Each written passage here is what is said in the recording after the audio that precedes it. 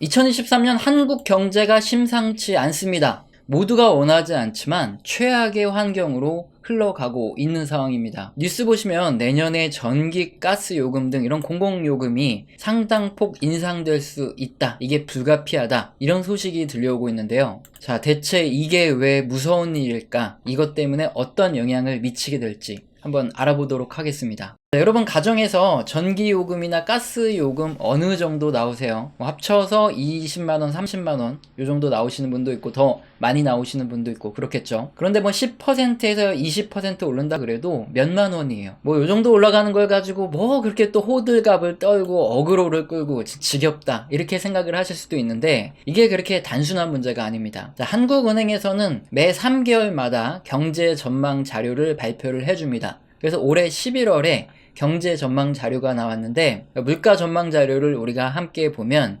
2023년 내년 상반기에 4.2% 정도 물가가 오를 거다. 이렇게 한국은행에서는 전망을 하고 있어요. 올해 상반기에는 4.6%나 올랐었죠. 근데 우리가 생각할 때 물가가 4.2% 오른다. 이게 뭐 별로 체감되지 않아요. 뭐 그냥 4% 정도 오른다는 건가? 요렇게만 생각될 수 있는데 그게 아닙니다. 올해 여러분 마트에 가면 작년보다 제품들 가격 어떻습니까? 한 10에서 30% 정도 대체적으로 식품 가격이 굉장히 많이 올랐어요.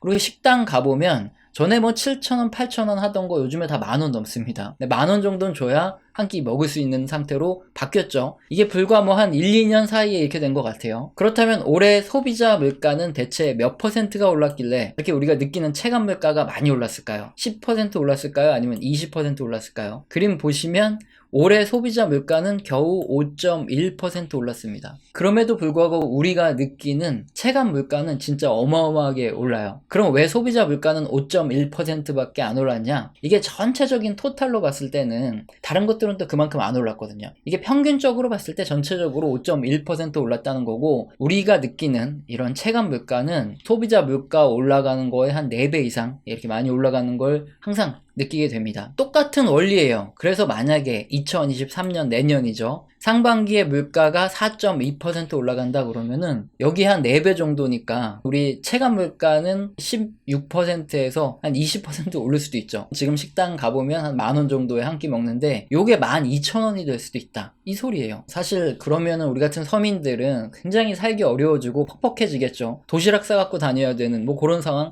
펼쳐질 수 있습니다. 그만큼 소비는 줄어들게 되는 거고요. 자, 근데 이렇게 물가가 오른다 그러면은 우리 같은 서민들도 살 수 있게 정부에서 뭔가 대책을 세워줘야 되지 않을까? 물가를 좀 팍팍 떨어뜨리는 이런 대책을 세워야 되지 않을까요? 그런데 아쉽지만 정부에서 할 수 있는 게 아무것도 없습니다. 물가가 올라간 거 그냥 지켜만 봐야 돼요. 대체 왜? 무엇이 문제이길래 그럴까요? 자, 한국은행의 경제전망 자료에서 2023년에 물가 상승의 근거로 제시한 것들이 있습니다. 첫 번째, 우리 한국의 인건비 상승이에요. 근로자 1인당 임금이 거의 5% 가깝게 이렇게 올라가고 있어요. 보통 임금 협상을 거의 연말에 하잖아요. 그래서 내년에는 올라간 임금이 반영이 됩니다. 임금이 올라가게 되면은 어떤 일이 발생을 할까요? 기업이라든가 식당 이런 데서 인건비가 올라가요. 원가가 올라가는 겁니다. 그렇게 되면 제품이나 서비스의 가격을 올려야지만 마진이 남게 돼요. 그래서 인건비가 올라가면 물가가 많이 올라갑니다. 이걸 전문 용어로 임금 상승 인플레이션이라고 하죠. 두 번째 근거는 뭘까요? 기대 인플레이션이 4.2%다 이겁니다. 빨간색이 4.2% 기대 인플레이션인데 5년 앞 기준이다. 이 말은 무슨 소리냐? 다수의 국민들이 앞으로 5년 동안 인플레이션이 한 4.2% 정도 더 올라갈 거다. 이렇게 예상을 한다는 거예요. 자, 그런데 기대 인플레이션은 특히 뭐랑 연관이 크냐면은 가격 저항과 연관이 큽니다. 이렇게 생각하면 쉬워요.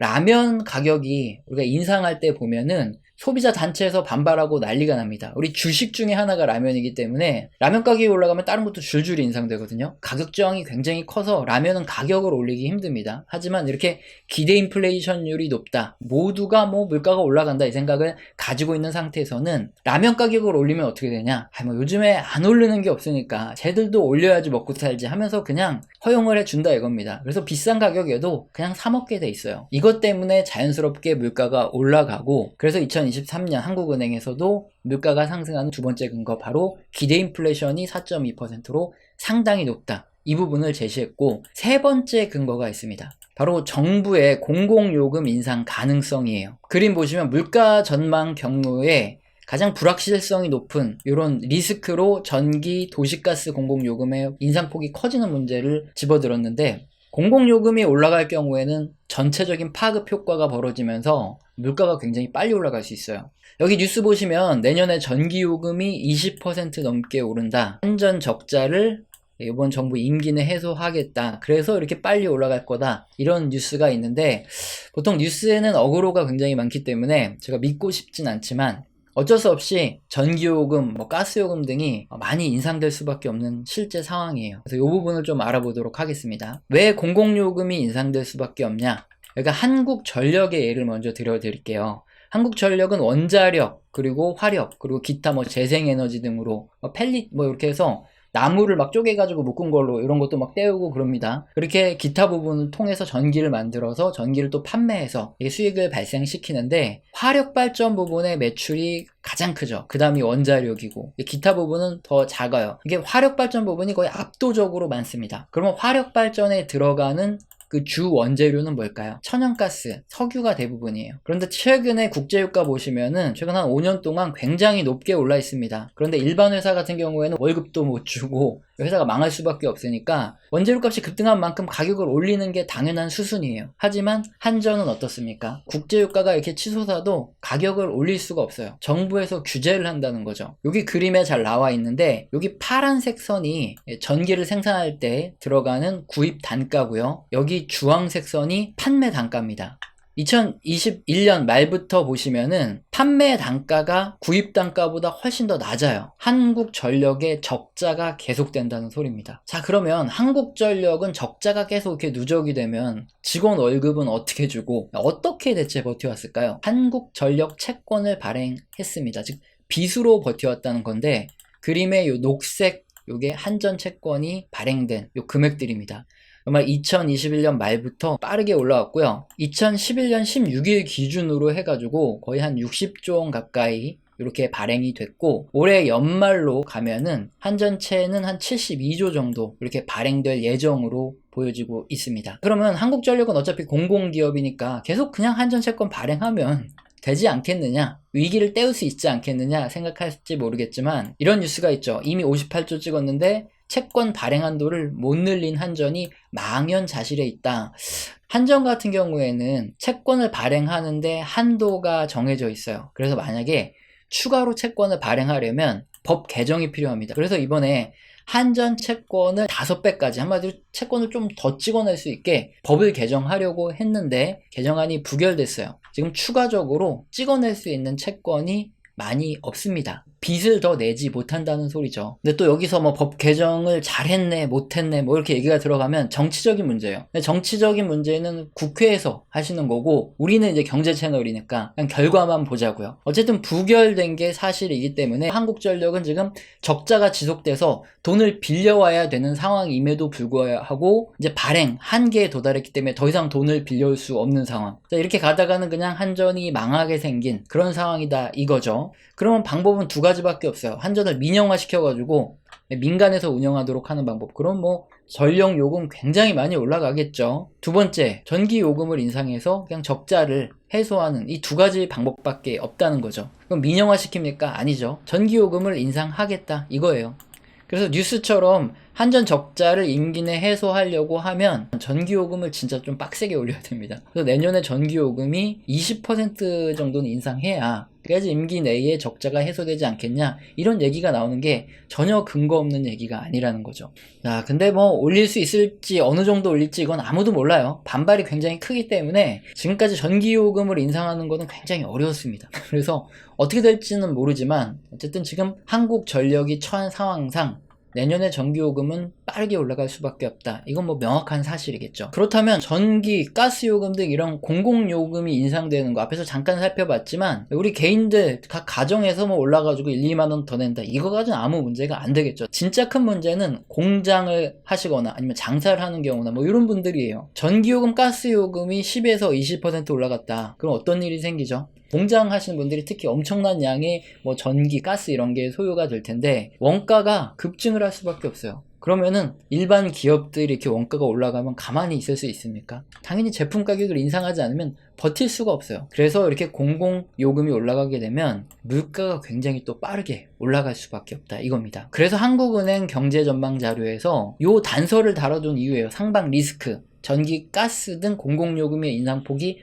확대되면 우리가 원래는 2023년 상반기 4.2% 이렇게 물가가 올라갈 수 있고 하반기에 점점 낮아진다 이렇게 예상을 했지만 공공요금 인상폭이 확대되면 이게 4.6%가 될 수도 있고 하반기에 더 올라갈 수도 있고 요거는 우리가 잘 모릅니다. 하지만 이건 굉장히 큰 리스크입니다. 이렇게 작성을 해둔 이유라는 거죠. 근데 지금 공공요금이 굉장히 빨리 올라갈 수밖에 없는 이런 상황이 됐다는 거죠. 그럼 그렇게 물가가 빨리 올라가면 우리가 하나 더 걱정해야 될 게 있습니다. 한국은행의 기준금리가 인상될 수 있다는 거예요. 지금 한국은행 기준금리는 3.25%입니다. 그리고 미연준 기준금리 볼까요? 4.25%. 상식적으로 생각할 때 미국이 우리나라보다 신용등급이 글로벌 투자자들이 보기에는 훨씬 더 미국이 높겠죠. 그런데 우리나라가 기준금리가 1% 정도 더 낮아요. 이거는 뭐 이론상으로는 그렇게 될 수가 없는 문제지만 그렇게 되고 있는 이유가 뭘까요?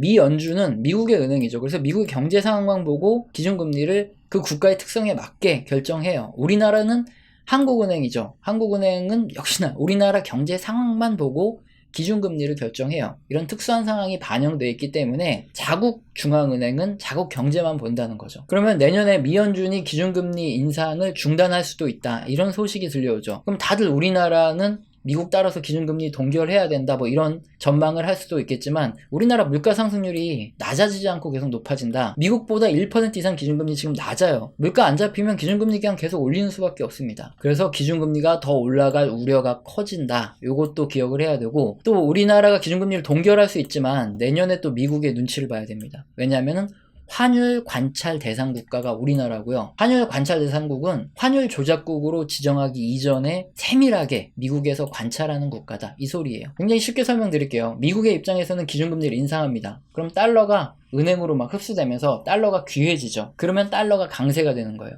반대로 우리 한국은행 입장에서는 기준금리를 미국보다 훨씬 더 느리게 올리고 있죠. 자, 원화가 은행으로 딸려 들어가는 이 속도가 금리가 높을수록 빨리 들어가기 때문에 금리를 천천히 올리니까 원화는 더 약세가 되는 이런 상황이 펼쳐지는 거죠. 미국의 입장에서 봤을 때는 이 문제가 쉽지 않은 문제라는 거죠. 우리나라는 우리나라의 경제 상황 보고 그 기준금리를 결정한 건데 미국에서는 환율 차이를 유발하는 거다. 즉 한국중앙은행이 금리를 의도적으로 천천히 올려서 원화 약세를 유발하고 그래서 한국 수출 증대를 이끌려는 이런 정부 개입이다. 이렇게 판단을 할 수 있다는 겁니다.